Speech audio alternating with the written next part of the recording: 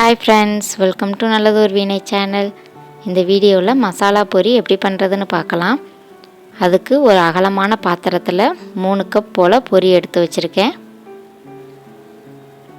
இப்போது இந்த பொரி கூடவே 2 ஸ்பூன் போல் வறுத்த வேர்க்கடலை, 2 ஸ்பூன் பொட்டுக்கடலை, ஒரு சின்ன சைஸ் வெங்காயத்தை குட்டி குட்டியாக கட் பண்ணி வச்சுருக்கேன், அதையும் சேர்த்துக்கலாம்.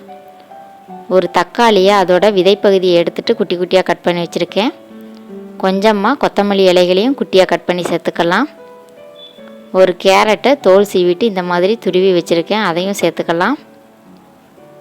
1/4 கப் மிக்சர் சேர்த்துக்கலாம்.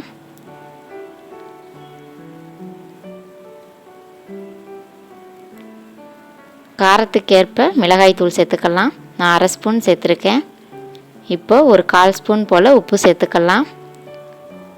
அது கூடவே 1 ஸ்பூன் போல் தேங்காய் எண்ணெய் சேர்த்துக்கலாம். இப்போது இது எல்லாம் ஒன்று சேர்ந்து வர்ற மாதிரி நல்லா மிக்ஸ் பண்ணி விட்டுக்கலாம். உங்களுக்கு விருப்பப்பட்டால் கொஞ்சமாக லெமன் ஜூஸ் சேர்த்து நல்லா மிக்ஸ் பண்ணி விட்டுக்கோங்க. மசாலா பொரியை மிக்ஸ் பண்ணிவிட்டு உடனே சாப்பிடுங்க, இல்லைன்னா ஒரு மாதிரி பதத்து போன மாதிரி ஆயிரும். இந்த வீடியோ உங்களுக்கு பிடிச்சதுன்னா லைக் பண்ணுங்கள், ஷேர் பண்ணுங்கள். மறக்காமல் நல்லதொரு வீணை சேனலுக்கு சப்ஸ்கிரைப் பண்ணுங்கள். தேங்க்யூ.